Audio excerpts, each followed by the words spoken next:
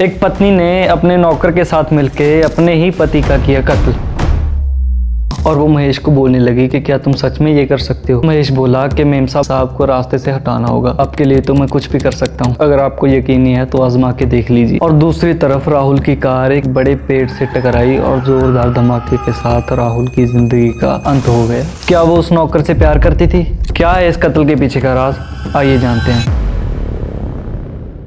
तो कहानी शुरू होती है अहमदाबाद से, जहां राहुल और काजल अपना घर सुखी सुखी चला रहे थे।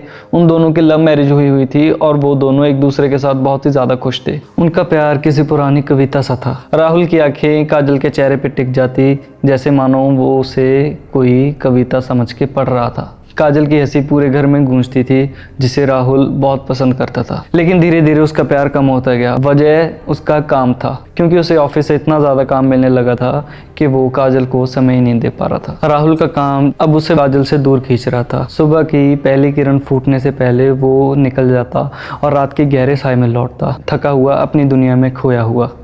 काजल की आंखों में जो पहले चमक थी वो एक खालीपन में बदल रही थी। एक शाम जब राहुल देर से घर लौटा तो काजल इंतज़ार में सोफे पे बैठी थी और उसकी आंखों में साफ दिख रहा था कि उसे अपने पति से शिकायत है। और उसने उसे पूछा कि आज फिर से देर हो गई। तो राहुल की आवाज़ में एक खामोशी सी थी।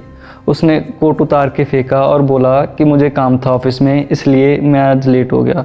उसने बोला कि तुम्हें पता है कि प्रोजेक्ट था, इसलिए मुझे देर हो गई। तो उसने बोला कि मेरे से भी ज़्यादा ज़रूरी है ये काम। तो उसने बोला कि तुम ऐसा क्यों बोल रहे हो, तुम तो मेरी जान हो। तो राहुल ने जब प्यार से उसके कंधे पे हाथ रखने की कोशिश की तो उसने उसका हाथ अपना कंधे से उठा के फेंक दिया। तो उसने बोला कि मुझे मूवी देखने जाना था। तो राहुल ने वादा किया कि हम अगले हफ्ते मूवी देखने चलेंगे।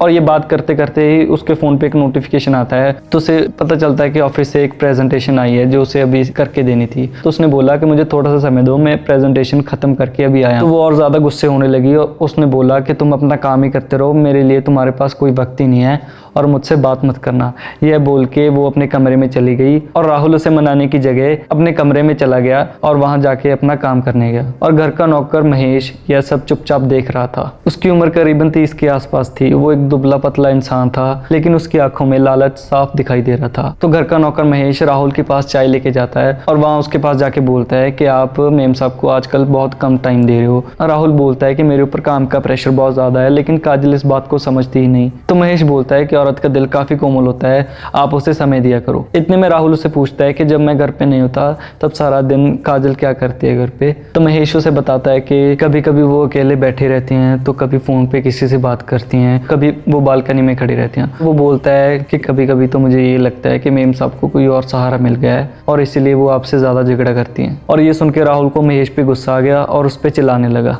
तो घर का नौकर महेश बोलता है कि मैं तो आपको वही बता रहा हूँ जो मैं सारा दिन यहाँ पे देखता हूँ। और इतने कह के वो वहाँ से चला जाता है। महेश तो वहाँ से चला जाता है, लेकिन राहुल के दिल में एक शक पैदा होना शुरू हो जाता है। अगले कुछ दिनों में महेश ने यह खेल जारी रखा। वह काजल की हर शिकायत राहुल के सामने ऐसे पेश करता जैसे काजल बेवफा हो रही हो, और राहुल की हर लापरवाही को काजल के सामने ऐसे रखता जैसे राहुल जानबूझ के उसे नजरअंदाज कर रहा हो। एक दोपहर काजल बालकनी में खड़ी थी।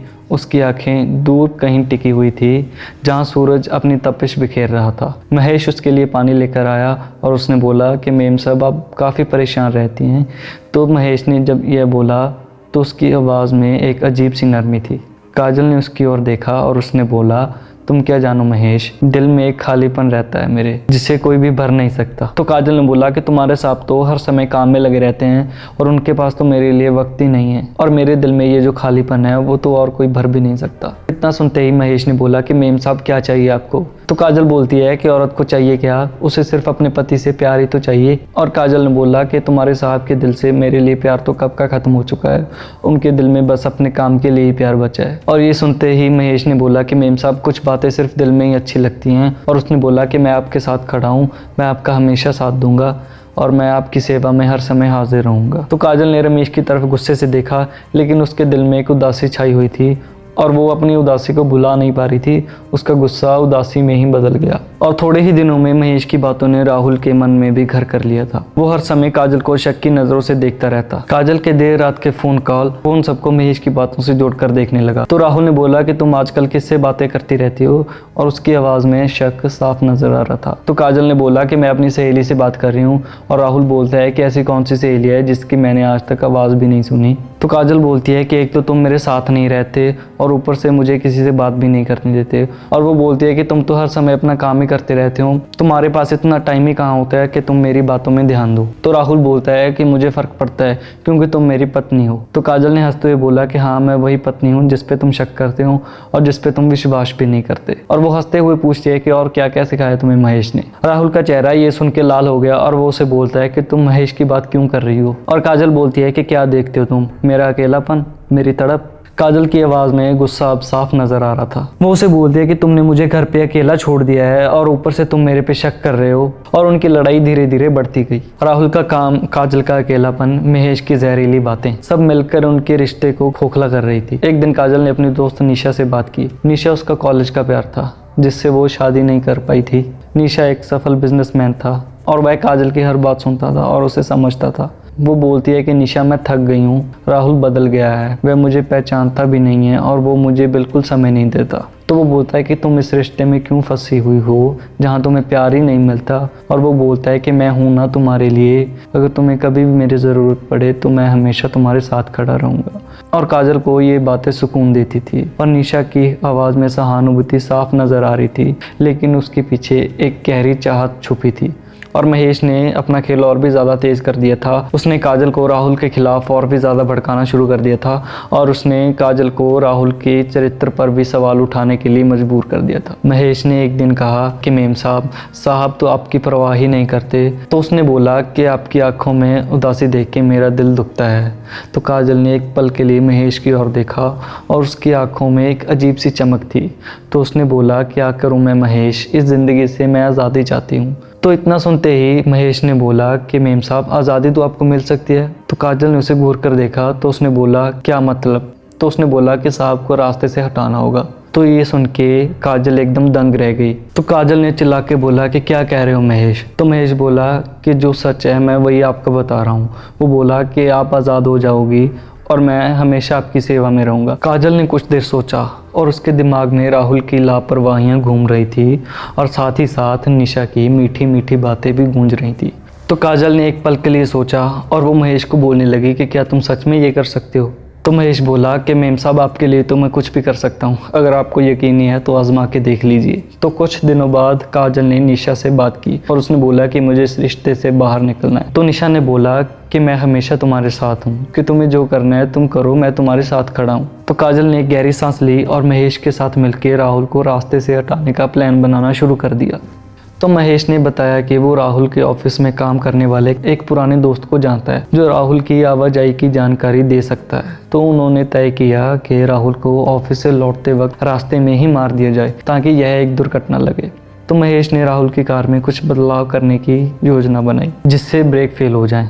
यह एक परफेक्ट प्लानिंग थी जिसमें कोई सबूत भी नहीं बचता था। तो एक रात जब राहुल ऑफिस से वापस आ रहा था तो महेश ने काजल को फ़ोन किया और वो बोला कि मेम साहब, सब कुछ तैयार है, बस आधे घंटे में साहब घर में पहुंचने वाले होंगे। तो काजल का दिल ज़ोर ज़ोर से धड़कने लगा। उसने निशा को फ़ोन किया जो उसके कॉलेज का दोस्त था और जिससे वो प्यार करती थी। तो निशा ने बोला कि तुम चिंता मत करो, मैं तुम्हारे साथ हूँ। और दूसरी तरफ राहुल की कार एक अंधेरे मोड़ पे बेकाबू हो गई क्योंकि उसकी कार के ब्रेक फेल हो गए और उसकी कार एक बड़े पेड़ से टकराई और ज़ोरदार धमाके के साथ राहुल की ज़िंदगी का अंत हो गया। तो जब पुलिस वहाँ पे आई, उन्होंने इन्वेस्टिगेशन किया तो उन्हें लगा कि ये महज एक एक्सीडेंट है क्योंकि उसकी गाड़ी के ब्रेक फेल हो चुके थे और उन्हें लगा कि ब्रेक फेल होने की वजह से गाड़ी आउट ऑफ कंट्रोल हो गई और वो एक पेड़ से जाके टकरा गई। तो पुलिस वालों ने जब राहुल के घर पे कॉल किया तो काजल वहाँ से फ़ोन उठाती है और पुलिस वाले बताते हैं कि राहुल का एक्सीडेंट हो गया है। तो काजल ने एक दुखी पत्नी का नाटक किया और आंसू बहाने शुरू कर दिए, लेकिन उसके दिल में एक अजीब सी शांति थी। राहुल की मौत के बाद जब काजल अकेली बैठी थी तो महेश ने अपने वादे की काजल को याद दिलाई और उसने बोला कि मेम साहब अब तो आप आज़ाद हैं। और इतना सुनते ही काजल ने उसे बीच में रोक दिया। तो उसने बोला कि अभी थोड़ा समय लगेगा। तो महेश ने काजल के हाथ के ऊपर हाथ रखने की कोशिश की, लेकिन काजल अपना हाथ पीछे खींच लेती है और महेश बोलता है कि मेम साहब मैंने आपके लिए इतना कुछ किया है। तो काजल बोलती है कि मैं जानती हूँ, मैं तुम्हें कभी नहीं भूलूंगी, लेकिन अभी मुझे थोड़ा समय चाहिए और मुझे अकेला छोड़ दो। महेश को काजल का व्यवहार थोड़ा सा अजीब लगा। वह सोचने लगा कि कहीं काजल उसे टाल तो नहीं रही। तो कुछ दिनों बाद महेश ने काजल को निशा के साथ देखा।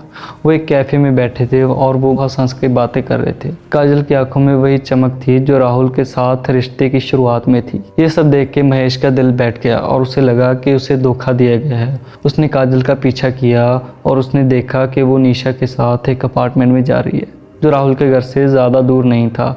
और ये सब देख के महेश का खून खौल उठा और उसे समझ आ गया कि काजल ने उसका इस्तेमाल किया है। अगली सुबह होते ही महेश पुलिस स्टेशन चला गया। उसके दिल में गुस्सा साफ नज़र आ रहा था। वो चाहता था कि काजल उसके साथ रहे, जबकि उसने काजल को निशा के साथ कैफ़े में देख लिया था और उसे पता चल गया था कि उसने अपने पति का कत्ल जानबूझ के मुझसे करवाया है। तो वो पुलिस वालों को जाके बोलता है कि मैं एक जुर्म कबूल करने आया हूँ। और वो बोलता है कि मैंने और मेम साहब ने मिलके अपने साहब को मारा है।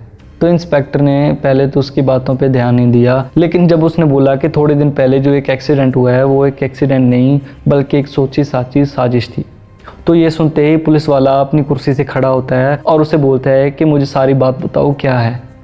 इंस्पेक्टर ने महेश की बातों को ध्यान से सुना और महेश ने बताया कि कैसे राहुल और काजल के बीच की दूरियां बढ़ी और कैसे उसने आग में घी डाला और कैसे काजल के साथ मिलकर राहुल को मारने की योजना बनाई। तो पुलिस ने तुरंत कार्रवाई की और काजल को उसके घर से गिरफ्तार कर लिया गया। तो उसने एक बार महेश की तरफ देखा और उसकी आंखों में नफरत साफ झलक रही थी, लेकिन महेश की आंखों में एक अजीब सी शांति नजर आ रही थी। निशा को जब पता चला कि काजल गिरफ्तार हो गई है तो उसने तुरंत उससे अपना रिश्ता तोड़ दिया। उसे डर था कि कहीं वो भी इस मामले में न फंस जाए। काजल के दिल में एक और दर्द उठा।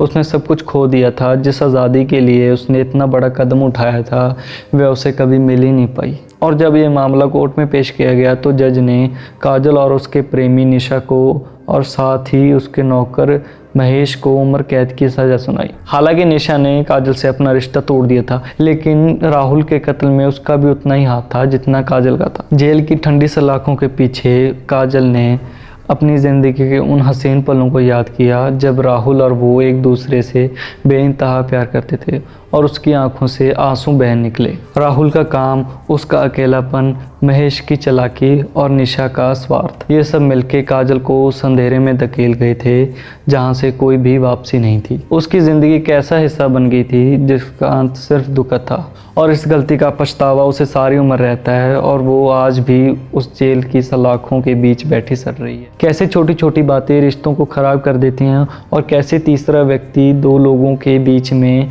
दरार पैदा कर देता है। ये सारी कहानी उसी पर आधारित है। जितना हो सके अपने रिश्ते को महफूज रखो और अपनी लड़ाई को तीसरे व्यक्ति तक बिल्कुल भी मत पहुंचने दो। तो कैसी लगी आपको ये कहानी कमेंट करके ज़रूर बताएं। और अगर आपके पास भी कोई ऐसी कहानी या फिर किस्सा है तो हमारे साथ ज़रूर शेयर करें ताकि हम उसे लोगों तक पहुंचा सकें। धन्यवाद।